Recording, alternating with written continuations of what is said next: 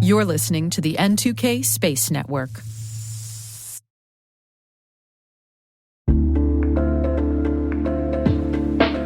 And now, a word from our sponsor, SpyCloud, the cybercrime analytics leader.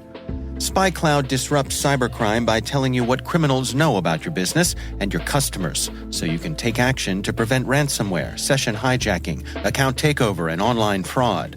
SpyCloud constantly recaptures and analyzes new data from the criminal underground, including credentials, session cookies, and PII siphoned from malware-infected devices. With knowledge of the specific exposed data criminals have in hand from InfoStealer malware on managed and unmanaged devices, security teams can respond with a more efficient and effective process called post-infection remediation that fits seamlessly into existing incident response frameworks. Get SpyCloud's post-infection remediation guide outlining the 7 steps for preventing a malware infection from becoming a full-blown ransomware incident. Visit spycloud.com/cyberwire. That's spycloud.com/cyberwire. And we thank SpyCloud for sponsoring our show.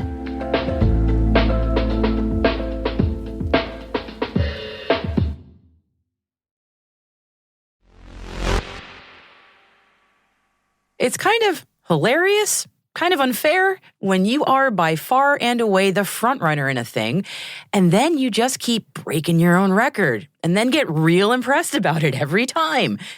But yeah, yet again, SpaceX has broken its own launch record with its 58th Starlink mission launch on a Falcon 9. SpaceX continued to chant, "We're number one," as it bumped its own previous record this last Saturday. And they'll be giving themselves some more high fives and patting themselves on the back in just a few more days next Saturday when they launch another 2 missions, breaking their own yearly launch record yet again. T-minus 20 seconds to LOS speed rest. Go for deploy. Roger roll. Today is October 24th, 2023. I'm Maria Varmazis, and this is T-minus.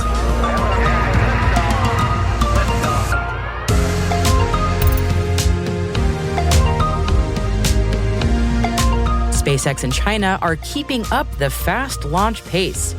Canopy Aerospace lands a Phase 2 SBIR award for their thermal protection systems. Terran Orbital will be working on the SDA's Tranche 2 beta constellation. And for our guest conversation today, we have something new for you listeners. Today we're giving you a preview of our new mini-series called AWS in Orbit. And I'll be speaking with Kathy O'Donnell, leader of Space Solutions Architecture for AWS. And she'll be telling us all about AWS customers who are pioneering space innovations at the intersection of cloud computing, space technology, and generative AI. It's a fascinating conversation, and you don't want to miss it.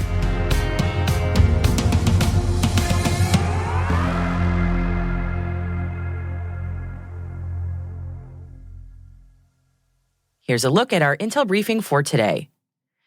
We've got quite a roundup of SpaceX-related stories to start our show for today, so let's get to it, shall we? First up is a SpaceX Commercial Resupply Services, or CRS, mission for NASA, CRS-29, which is scheduled for launch sometime starting on or after November 5th from Kennedy Space Station. This 29th SpaceX CRS will transport scientific experiments to the International Space Station. Notable projects include Illuma-T, which is testing laser communication technology, and AWE, or AWE, studying atmospheric gravity waves. And both are offering potential insights into space weather and climate. This mission will also have research into ovarian health, advanced water filtration, and mucus's role in drug delivery, capitalizing on the ISS's microgravity environment. Mucus. And as I mentioned at the top of the show, after hitting Starlink launch number 58 last Saturday, there are 2 more Starlink launches scheduled for October 28th. And yes, that's this Saturday. One from Florida and then the other from California. And with those launches, that will bring the total number of Starlink satellites in orbit to, and you need to really brace yourself for this number, Over 5,000. Yes, over 5,000 Starlink satellites with these two launches. So next time someone asks you, how many satellites are in orbit exactly, and you reflect that that number is always growing, I don't know about you, but I keep hearing a lot of very outdated numbers being kicked around.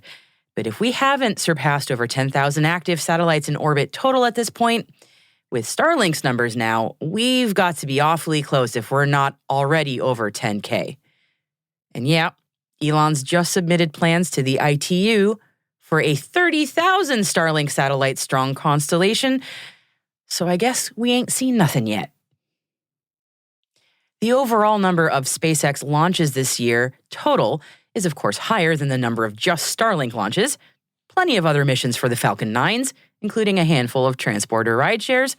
And let's not forget the Falcon Heavies. And does the April flight test for Starship count? I think it does, right? Latest count has SpaceX overall at 77 launches just this year. And the goal, says Elon Musk, is to make it to 100 by the end of the year. Well, we've got 2 months left. Certainly we're within striking distance of that 100 number. But even if we don't hit that 100 goal, getting pretty close is noteworthy on its own. And going back to that orbital flight test for Starship for a second, as of the time of this show's recording, I'm watching a video stream with a live view of Starship at Boca Chica. Shout out to the amazing crew at NASA Spaceflight, as always, for their amazing video streams. And it looks like there may be a wet dress rehearsal today, or possibly tomorrow or Thursday, for the currently fully stacked Starship. Whether or not a wet dress rehearsal for Starship happens this week, it doesn't mean that there's any news of dates for the next flight test, of course. Still a lot of federal regulatory clearance needed for that. And SpaceX isn't alone in its impressive launch cadence. China also has a number of launches scheduled this week, some for military surveillance satellites into low Earth orbit, and understandably, we don't have a lot of information on those. But they also have a crewed launch heading to Tiangong Space Station tomorrow with 3 taikonauts aboard. They're scheduled to head up to low Earth orbit, as I said, tomorrow, making this mission China's 12th crewed mission overall. And speaking of China, China and Belarus have signed a joint declaration of cooperation on the International Lunar Research Station program.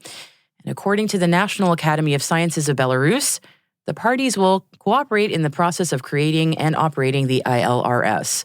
The areas of cooperation will be fundamental and applied research in the field of engineering and technologies for space use, new materials and electronic component base, training and advanced training of scientific personnel and specialists.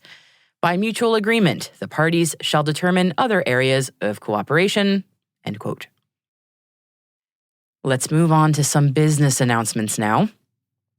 Canopy Aerospace, which is a startup working on advanced manufacturing and thermal protection systems, or TPS, has secured an $850,000 NASA SBIR Ignite Phase 2 contract. This new funding will help them develop additively manufactured TPSs, or thermal protection systems, aka the heat shields that protect spacecraft during re-entry, as well as hypersonic missions. Now, Canopy was established in 2021 through the NASA Startup Studio to solve a key issue, and that would be the lack of commercial supply bases for thermal protection systems. And while Canopy initially adopted traditional manufacturing methods, they've now turned to additive manufacturing to reduce waste, streamline processes, and create complex TPS shapes. Canopy says this approach lowers launch costs and speeds up spacecraft development. And you know, we talked about the SDA's Tranche 2 Alpha constellations in yesterday's show. And after Alpha, here comes Beta. News today that Lockheed Martin has awarded Terran Orbital Corporation a contract to construct 36 satellite buses for the Space Development Agency's Tranche 2 Transport Layer, or T2TL, Beta constellation. The buses will be delivered to Lockheed Martin for payload integration, and they will be operated jointly with the SDA. Terran Orbital is already building 42 buses for Lockheed Martin as part of the $700 million contract for SDA's Tranche 1 Transport Layer, set for launch in late 2024. The deployment of the T2TL Beta satellites is scheduled to start in 2026. And NASA and Boeing say things are moving along with making the key fixes to Starliner. And the two organizations said yesterday that they're finalizing preparations for the first crewed flight of Boeing's Starliner spacecraft to the ISS. The goal was initially to have Starliner ready for a launch to the ISS in March 2024, but that launch's date has been moved to the right slightly to better fit crew rotation and cargo resupply schedules, and is now scheduled for April 2024. And before the crew flight test happens, Boeing is heads down working on fixes to key system issues that were discovered in June, namely the flammable tape issue, due to be finished in the next few weeks, and the parachute system problems, with a new parachute set due to be installed by the end of this year. Most certification products are complete, with final items expected early next year. The flight software is currently in testing, and ULA's Atlas V rocket, which is Starliner's ride to the ISS, is in Florida, standing by for integration with Starliner. The European Space Agency has granted the Netherlands Organization for Applied Scientific Research, known as TNO, 1.39 million euros to finish the development of its high-precision laser targeting mechanism. The TNO technology plans to support ESA's Laser Interferometer Space Antenna, or LISA, mission. LISA will be the first space-based observatory designed to study gravitational waves. ESA is planning to begin construction of the telescope next year. And now some news from Nevada. I'm Alice Carruth at the AIAASN conference in Las Vegas. We're on day 2 of this annual event, and reoccurring themes for this year's discussions around the future of space are inclusion and diversity. We're stronger when we collaborate. Similarly, we're stronger when we have people from different backgrounds, whether that's different genders, different religions, different experiences in life. And so you're needed in these fields. That was NASA astronaut Jasmine Mogbelli, who shared her experience on the ISS through a live downlink during day 1 of the conference.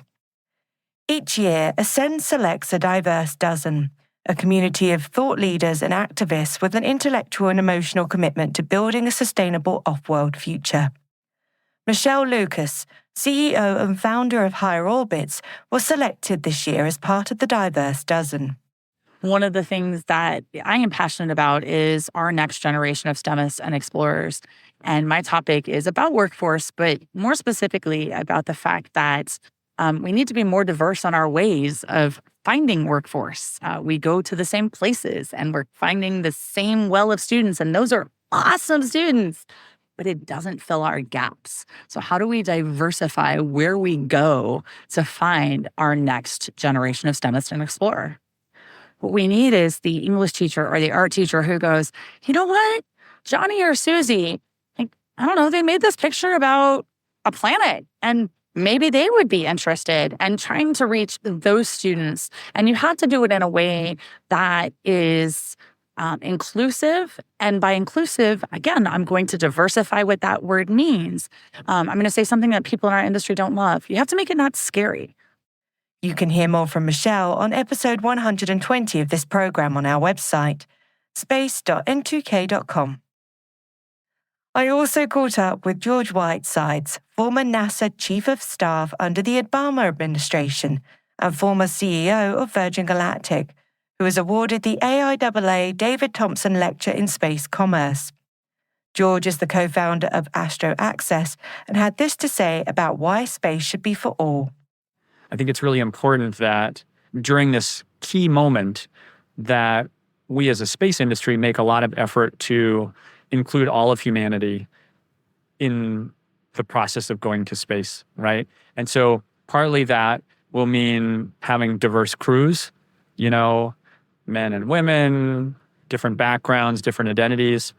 And also it's including folks who have disabilities or other conditions that have historically kept them out of those experiences. But what we found through some work that we've done is that there are no disqualifying conditions, that in fact, spaceflight is something that can be for everyone and really needs to be for everyone if it's going to be just and equitable and sort of the future that we all want.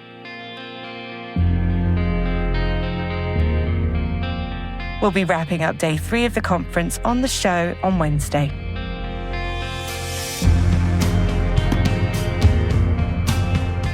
That's it for today's Intel briefing. As always, we have all these stories and more in the selected reading section of our show notes. Just go to space.n2k.com and just click on this episode. Hey T-Minus crew, if you're just joining us, well, welcome. And be sure to follow T-Minus Space Daily in your favorite podcast app. And also, if you could do us a favor, share the intel with your friends and coworkers. So here's a little challenge for you. By Friday, please show 3 friends or coworkers this podcast. A growing audience, after all, is the most important thing for us, and we would really love your help as part of the T-Minus crew. If you find T-Minus useful, and of course, we always hope that you do, please share it so other professionals like you can find the show. Thank you so much for your support. It means a lot to me and all of us here at T-Minus.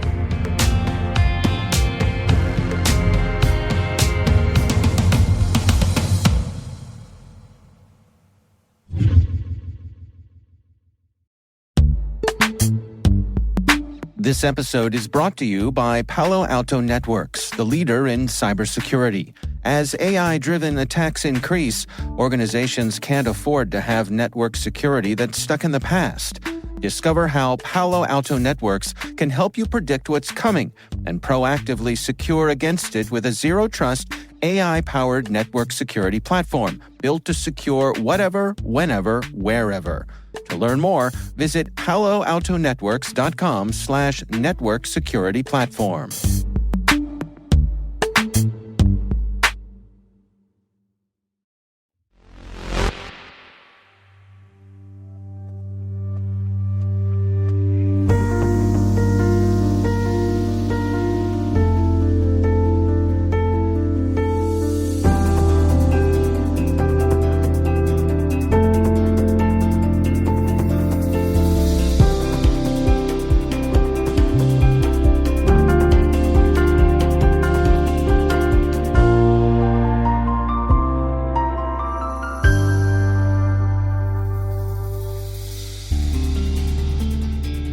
Welcome to AWS in Orbit.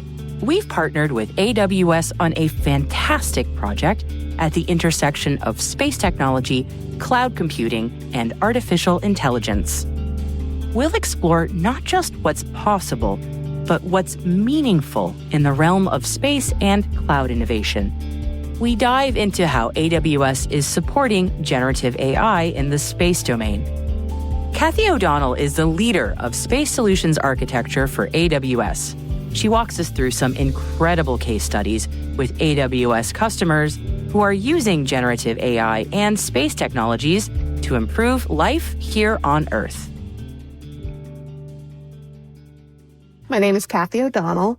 We're a part of aerospace and satellite at AWS, so we focus specifically on aerospace and satellite customers. We want to create this team to very specifically focus on bringing the cloud to space.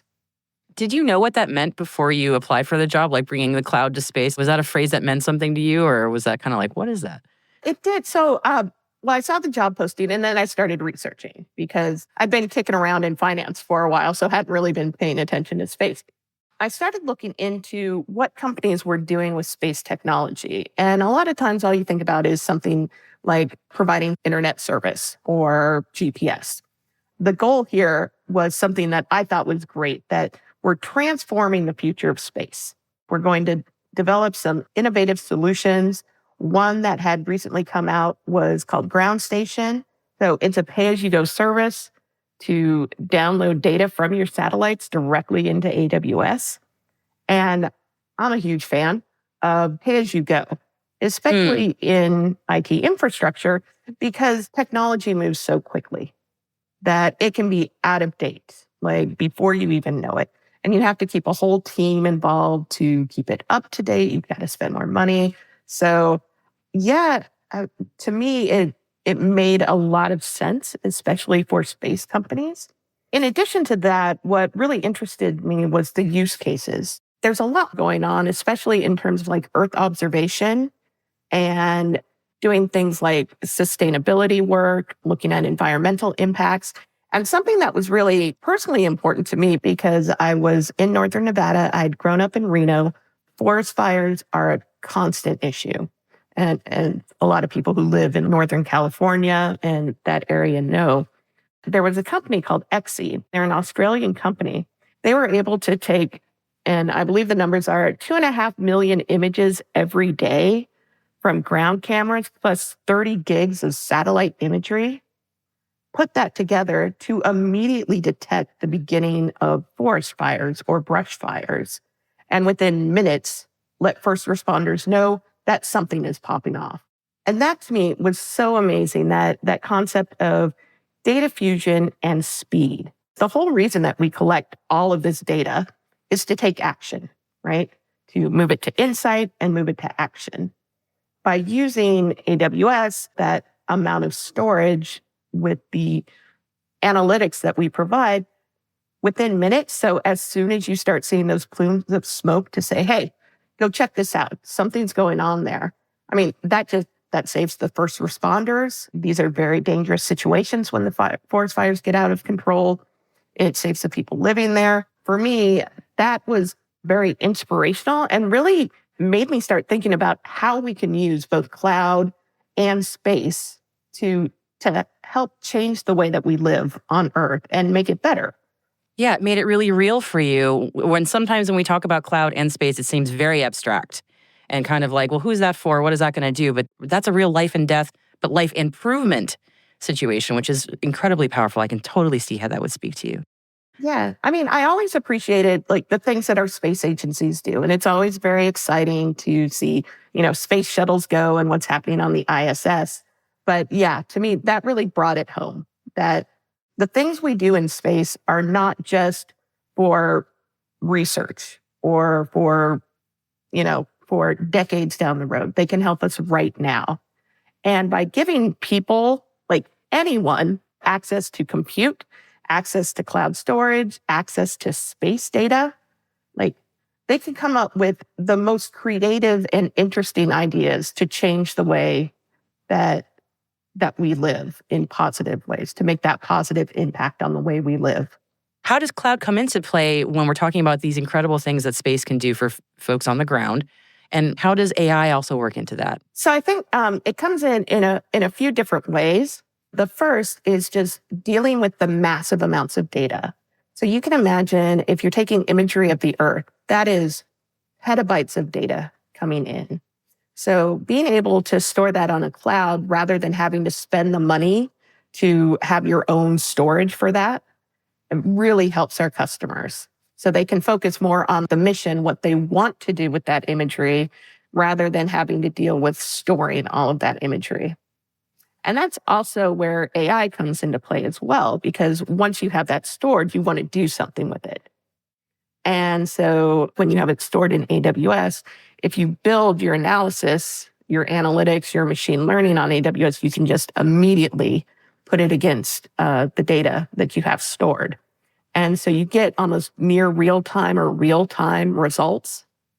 So for a company that's doing something like wildfire detection, very important that, data comes off the satellite, goes into storage, gets immediately put through analysis, and then gets sent out to people who can do something about it and actually take action. And that's not a small revolution in how things are done. I mean, not that long ago. I mean, even now still. Would you like to walk us through a little bit about and it's sort of a weird question, but that's not how it's always done necessarily. In some cases, that data takes forever to get where it needs to go. Literally physically mailing somebody maybe a hard drive or something. Yeah, like in the past and back in my day, it was stored on cassette tape. It was stored on discs, and you had to, it would come down, get stored by some organization over here. You'd have to physically go send, in my case, an intern to go pick it up or send it through the mail. So there's a few hours of delay, and if hours at a minimum, but more days, weeks. Then you have to load it up into your systems. You have to run probably some pre-filtering or some screening on the data, because satellite imagery, there's a lot of stuff that isn't too interesting in there. A lot of pictures of the ocean or clouds that you need to filter through until you get to things that you actually can take action on. So that takes time. And then actually publishing those results. So then what do? You have to call someone, or, you put it in a weekly report. But now, because we have our cloud capabilities along with some of these space capabilities, we're talking milliseconds until we can actually take action. So this is an experiment that we've been running, real world experiment that we launched in 2022. We worked with D-Orbit, who provided the satellite, and Unibop, who provided the space computer. We actually put AWS software on the satellite so that on the ground, terrestrially, the idea is basically you can sign into your AWS account, build a machine learning model, build an analytic, and just send it to the satellite. Anyone can do this. That's another cool thing about some of the capabilities that I'm going to be talking about. You don't have to be a space expert. You don't have to be a mathematician or an engineer. In fact, in this experiment, we did have data scientists building the models, but they weren't space-focused data scientists. They had not done space stuff. We had them build a few different models. One in particular detected clouds in imagery. So they built that using our tools. We put it on the satellite, and it was able to reduce the size of the images that we needed to send back down by 42%.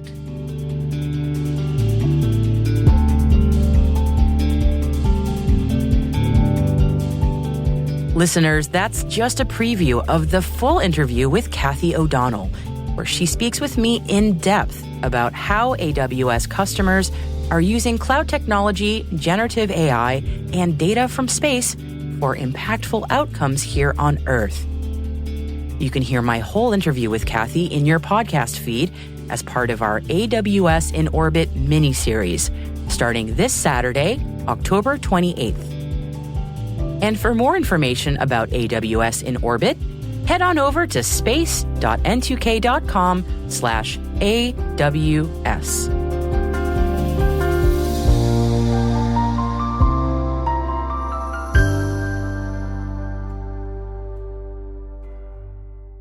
We'll be right back.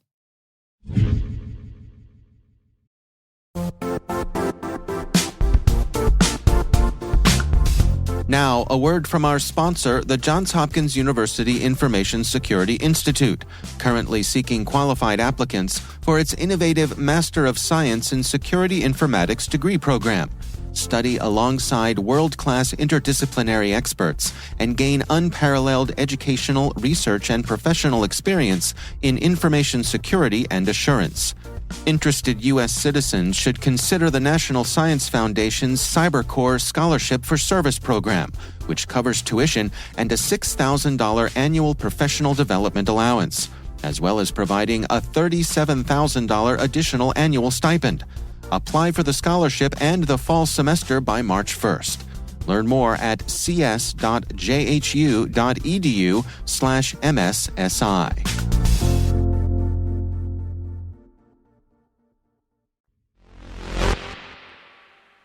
Welcome back. It's an old saying that one should never ask a lady her true age, though to be honest, the inverse of that is the great feeling you can get when you tell someone your actual age and the person goes, "Wait, you're how old? I never would have guessed." So we're saying that to our great friend and natural satellite today. Miss Moon, you're looking gorgeous, darling, and I gotta say, you don't look a day over 4.46 billion years old. But who's counting? Actually, well, yeah, we are counting, but we're doing so discreetly. Last time we humans paid the moon a visit in person, the Apollo 17 mission, NASA astronauts Harrison Schmitt and Eugene Cernan brought back over 100 kilos of moon rock back to Earth to study. And yeah, that was in 1972. And on closer inspection, today in 2023, the zircon in some of those moon rock samples revealed that the moon is actually a little bit older than we previously thought. Some 40 million years older, in fact. And this new information comes to us from a new study gleaned with brand new technology used on those rock samples brought back 51 years ago. And it gives greater weight to the leading theory that the moon was actually once part of Earth until something really, really huge, like Mars-sized huge, smacked into us. And the moon is basically what happened to all that molten magma as it cooled and slowly coalesced with dust and debris into the lovely orb that graces our night skies. We humans have actually never been super sure about the moon's precise age, so this is nice, handy new information. And to be fair, I hear that once you're over a certain age, one tends to forget one's precise age or birthday anyway. So sure, the moon is 40 million years older than we thought, thanks to this new information gleaned from zircon. And one of the co-authors of this study, UCLA planetary scientist Bidong Zhang, said it best. Interestingly, all the oldest materials found on Earth, Mars, and the moon are zircon crystals. Zircon, not diamond, lasts forever.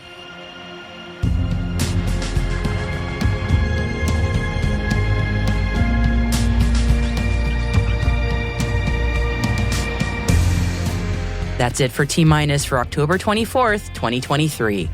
For additional resources from today's report, check out our show notes at space.n2k.com. We're privileged that N2K and podcasts like T-Minus are part of the daily routine of many of the most influential leaders and operators in the public and private sector, from the Fortune 500 to many of the world's preeminent intelligence and law enforcement agencies.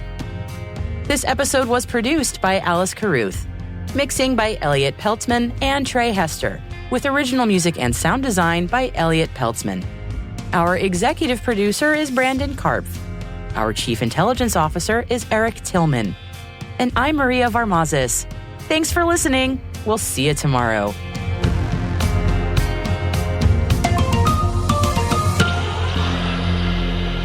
T-minus